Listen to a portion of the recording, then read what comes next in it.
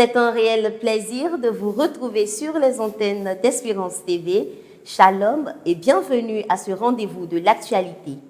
Engagée dans sa mission de faire connaître les actions de l'Église méthodiste unie Côte d'Ivoire, Espérance TV continue cette tournée d'enregistrement dans les districts que compose la conférence de l'Église méthodiste unie Côte d'Ivoire.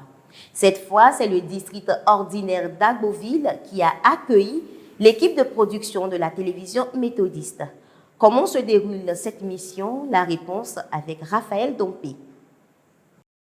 Dans le cadre de sa mission d'évangélisation pour le salut du monde à travers des émissions d'édification, Espérance TV, la télévision de l'Église méthodiste unie Côte d'Ivoire, a posé ses valises dans le district d'Agboville. Depuis le mardi 5 septembre 2023, une délégation composée de journalistes, cadreurs, producteurs et ingénieurs de son, conduite par le directeur Maxime Zobo, est à la tâche pour la réussite de l'œuvre. Une série d'émissions propres à Espérance TV et des programmes annexes ont été enregistrés en vue d'étoffer les contenus de la télévision méthodiste. De nombreuses zones du district ont été visitées. Prenant la parole, le directeur a expliqué aux responsables du district l'enjeu de leur présence dans la région de l'Agnébitiassa.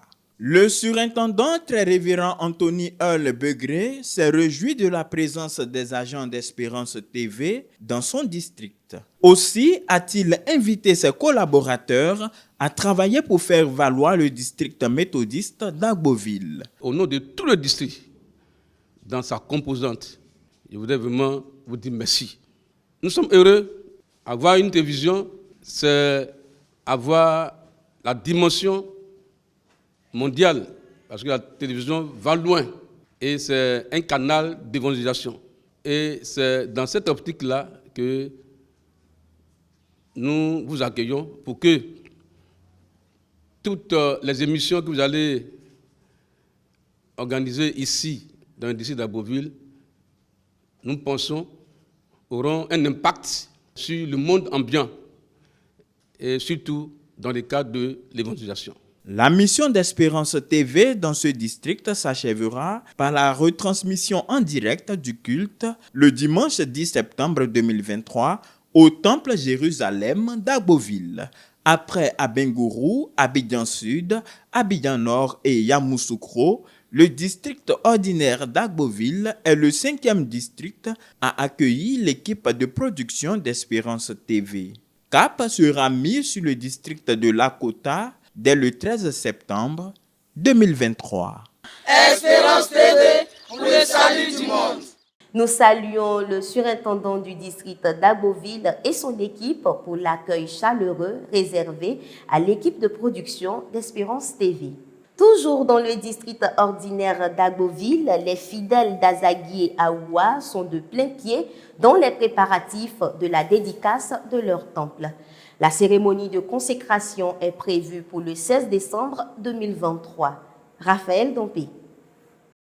Devenu exigu pour abriter les cultes dominicaux et d'autres rencontres de prière, avec plus de 560 fidèles membres actifs, le Temple méthodiste uni d'Azagui Awa est en chantier. Cet édifice religieux est bâti sur un espace de 646 mètres carrés avec 38 mètres de long sur 17 mètres de large, pour une capacité d'accueil de 800 places assises. Carreleurs, maçons et autres agents de construction sont à pied d'œuvre pour donner fière allure à ce joyau architectural. Les dirigeants de la communauté, pasteurs et responsables laïcs, veillent au grain. Ils s'assurent du bon déroulement des travaux. Rien ne sera laissé pour compte.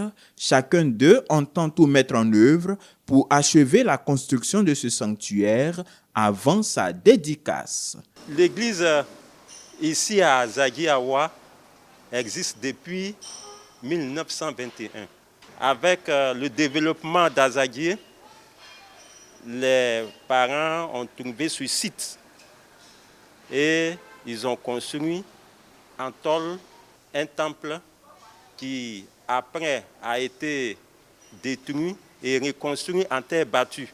Nous préparons la dédicace de notre temple pour le samedi 16 décembre 2023. Nous travaillons pour que le projet soit une réalité par la grâce du Seigneur. Nous voudrions profiter de l'occasion pour encourager les membres, encourager tous les fidèles à toujours œuvrer dans ce sens, parce que notre récompense, elle nous viendra du ciel.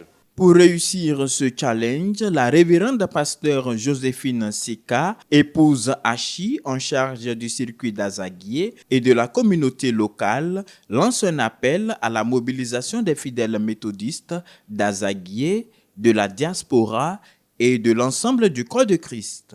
Nous, le peuple de Dieu et clergés mis ensemble, avons bataillé dur. Aujourd'hui, nous voyons la chose qui se profile à l'horizon. Bâtir un temple n'est pas donné à n'importe qui. Nous saluons donc tous nos dévanciers qui nous ont précédés dans cette tâche. Nous n'avons fait que moissonner le fruit de leurs efforts. Et nous profitons donc de l'occasion qui nous est offerte pour appeler les fils et les filles d'Azaguié Awa, tous les membres de la diaspora, venez pour qu'ensemble nous puissions mettre la main à la pâte pour achever ce bel édifice que nos dévanciers ont initié. Déjà, les pagnes sont disponibles à raison de 6 000 francs le morceau. Nous l'avons en couleur rouge, en couleur bleue et en couleur verte. Aujourd'hui, la communauté compte 17 prédicateurs laïcs, 8 classes méthodistes, gérées par 20 conducteurs. Rendez-vous est pris pour le samedi 16 décembre 2023 en vue de la dédicace du temple méthodiste d'Azaguié Awa.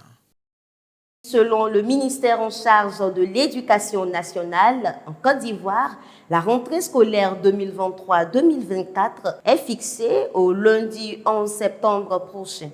Pour bien amorcer cette année, la Direction générale des écoles méthodistes a initié une journée de formation au bénéfice de son personnel et le corps enseignant.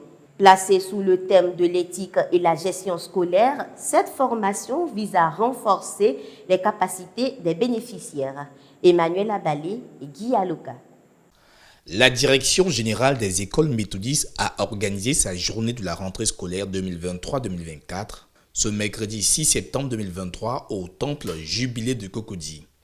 Une leçon inaugurale sur l'éthique et la déontologie a été exposée par le très révérend professeur Tata Marcel. Des ateliers, des plénières sur la thématique et des sujets d'ordre spirituel et pédagogique ont été les points saillants de cette journée. La déontologie et la morale vont de pair parce qu'il s'agit justement de tenir compte de façon consciencieuse du bien-être, du bien-vivre et de tenir compte du bien commun qui est une valeur de référence. Partons dans les ateliers pour avoir des actions concrètes à mener tout au long de cette année.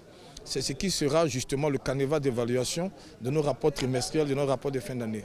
Étaient conviés à cette rencontre les aumôniers, les directeurs d'école, le personnel administratif et le corps enseignant. Ceux-ci repartent instruits et équipés pour des résultats excellents en fin d'année académique. À la fin de cette cérémonie, que vraiment nous avons beaucoup appris, tous les différents intervenants nous ont donné tout ce dont nous avons besoin pour entamer cette nouvelle année. Ça a été vraiment une expérience très enrichissante et nous souhaiterons vraiment que Dieu nous donne la force de mettre en application tout ce que nous avons reçu à cette formation. Nous voulons dire merci au directeur général qui, chaque année, nous donne des orientations pour que notre système soit davantage le meilleur système, aussi pour des bons résultats. Monsieur Lazare Kwasi, directeur général des écoles méthodistes, situe l'enjeu de ce programme. Par ailleurs, il a évoqué certaines projections, notamment les festivités du centenaire de l'institution prévues en 2026. La particularité de cette rencontre, si nous sommes ici dans le temple, c'est que nous avons voulu placer cette rentrée sous le signe de l'éthique. L'éthique en gestion scolaire. En termes d'éthique, nous allons faire notre mea culpa pour faire des propositions pour que l'année scolaire soit la meilleure. La deuxième va avoir 100 ans. Et 100 ans, ça se fête. Et c'est pour cela que nous prenons déjà des dispositions. En 2024, nous allons faire le lancement. Cette journée de rentrée scolaire dédiée à la Direction générale des écoles méthodistes a aussi été ponctuée par la présentation des nouveaux aumôniers. La rentrée académique 2023-2024 est prévue pour le 11 septembre 2023. Intéressons-nous à présent à l'enseignement supérieur. Les résultats de la session 2023 du BTS sont connus depuis quelques jours avec 40,97% comme taux national. L'École supérieure méthodiste de commerce et de technologie, ex-Semansi, qui fait partie de l'université méthodiste, a obtenu 57,69% de taux de réussite, toutes filières confondues. Un résultat qui vient démontrer la qualité de l'enseignement dans les établissements méthodistes. Parlons toujours éducation avec la célébration de l'excellence initiée à l'Église méthodiste unie Temple Israël de Trècheville. Pour la 15e édition de cette initiative qui est devenue une tradition dans cette communauté, les lauréats ont participé à un panel de haut niveau sur l'utilisation utile et efficiente des réseaux sociaux. Sélectionnés parmi les meilleurs de leur classe allant du cours préparatoire première année à la terminale, ces jeunes issus de la communauté méthodiste Israël de Trècheville ont été invités à prendre part à un panel de haut niveau dans un complexe hôtelier de la place à Abidjan-Plateau dans la soirée du mercredi 6 septembre 2023. Les réseaux sociaux, source de motivation ou frein à l'excellence. Tel était le thème de ce panel qui a vu intervenir des chefs d'entreprise, des administrateurs publics, mais aussi des pasteurs de l'Église méthodiste unique Côte d'Ivoire, tous des modèles d'excellence dans leurs différents domaines. Aux jeunes aujourd'hui, je voudrais leur dire que tout se sait à travers l'Internet s'ils veulent chercher du travail. Sur Facebook, sur leur téléphone. Donc, ils doivent toujours prendre l'Internet comme un outil d'excellence, un outil de recherche, un outil qui les entraîne, qui les guide vers ce qu'ils veulent être demain. C'est au cours d'un partage d'expériences et de conseils avisés que ces lauréats ont été aguerris sur le sujet et comptent désormais en faire bon usage. À travers ce qu'ils ont dit, j'ai compris que les réseaux sociaux peuvent nous aider à ouvrir beaucoup de portes, à créer notre propres activités sur les réseaux sociaux. Donc moi je peux dire ce que j'ai retenu, c'est vraiment du positif. Moi j'ai retenu que nous devons utiliser les réseaux sociaux à bon usage, chercher des choses sur les réseaux sociaux qui nous seront utiles à l'école. Madame Dominique Talmas-Taïro, directrice générale de la communication, par ailleurs invitée d'honneur, a salué l'initiative du conseil paroissial avant de réaffirmer la position de l'Église méthodiste unique Côte d'Ivoire face à l'utilisation abusive des nouvelles technologies de l'information et de la communication. Inciter à l'excellence, promouvoir donc la réussite scolaire doit être le mode de vie de notre jeunesse aujourd'hui. L'Église méthodiste unique Côte d'Ivoire l'a tellement bien compris que depuis quelques années maintenant, l'Église marque un temps d'arrêt pour célébrer les plus performants, pour célébrer et honorer les excellents, et c'est une très bonne chose. Auteur de ce panel, M. Ané Eric, président des laïcs de l'Église méthodiste unique Côte d'Ivoire, Temple Israël de Trècheville, a au nom de son conseil rappelé l'enjeu d'une telle activité.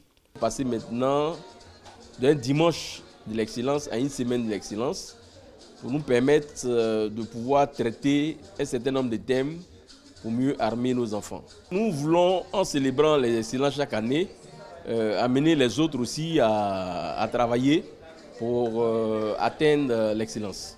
La cérémonie de remise de certificats et des différents prix des lauréats est prévue le dimanche 10 septembre lors du culte de clôture de la Semaine de l'Excellence.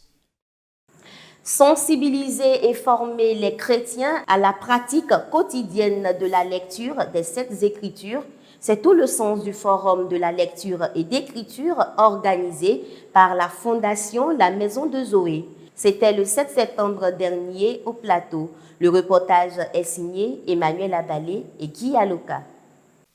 La Bibliothèque nationale de Côte d'Ivoire a accueilli la cérémonie de lancement du Forum chrétien de la lecture et de l'écriture, en abrégé Forum Clé, ce jeudi 7 septembre 2023. Promouvoir le livre et la lecture auprès des chrétiens en vue de leur enracinement dans les Saintes Écritures est la vocation première assignée à ce forum.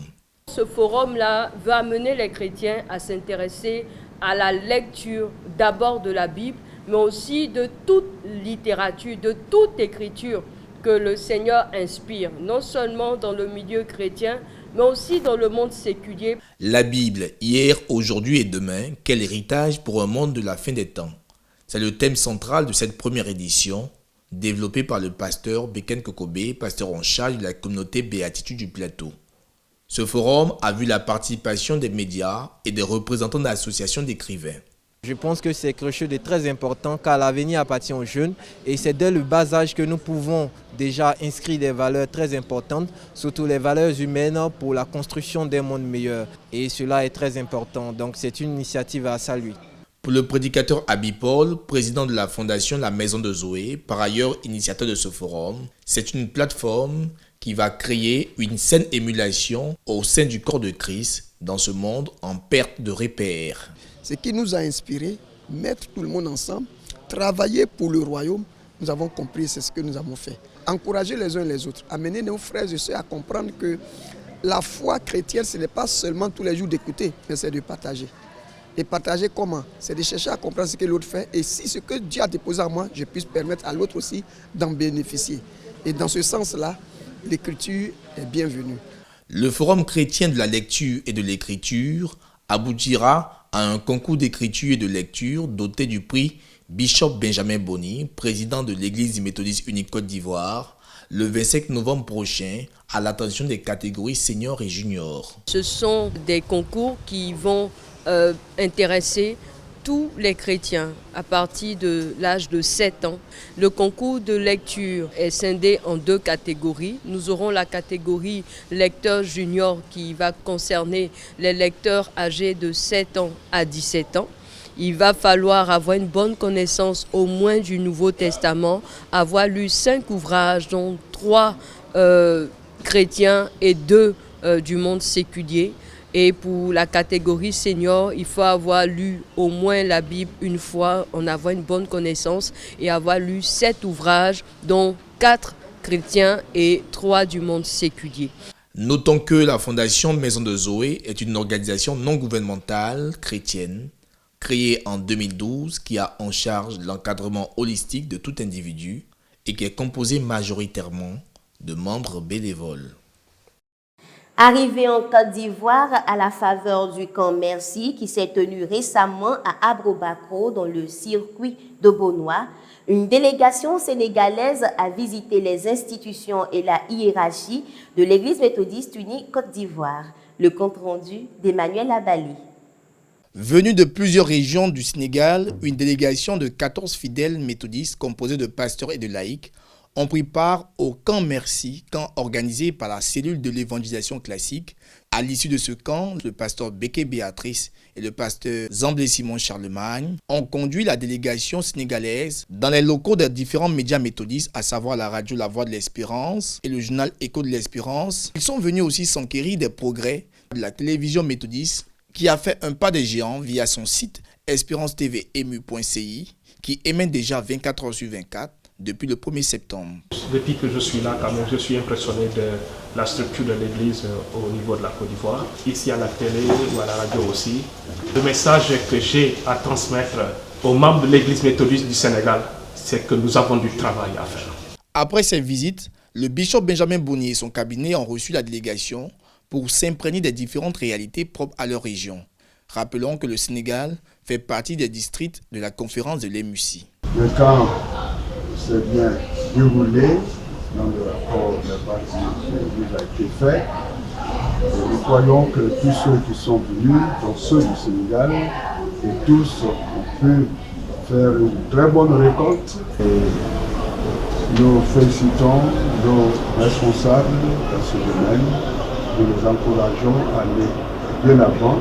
Pour le révérend pasteur Zamblé Simon Charlemagne, président de la cellule de l'évangélisation classique, l'intérêt de ces différentes séances de travail et rencontres avec les hauts responsables de l'EMUCI fait suite aux actions menées en amont par la structure qu'il dirige. Nous avons vu que c'était opportun de venir saluer les autorités de l'Église. On est venu, tout s'est très bien passé. Et nous remercions le Seigneur parce que, hormis la délégation du Sénégal, on a eu des pasteurs qui sont venus du Cameroun. Il y a aussi des personnes qui sont venues du Nigeria, des États-Unis, de la France et puis de la Suède. On dit que le camp de Merci est un camp international. Ces visites et ces échanges fructueux ne sont pas prêts à être oubliés par la délégation venue du pays de la Teranga. C'est une expérience énorme qui a commencé déjà au Sénégal. Cette expérience qui passe nos entendements. Ce que nous avons vécu ici, c'est une richesse. Je me sentais petit quand je suis au Sénégal, mais quand je suis arrivé ici, je suis fier d'être méthodiste. Selon le calendrier établi, la délégation sénégalaise continuera ses visites et repartira le 26 septembre prochain. Dalal Ak Jamfi, Côte d'Ivoire, comme pour dire en Wolof, bon séjour en terre ivoirienne.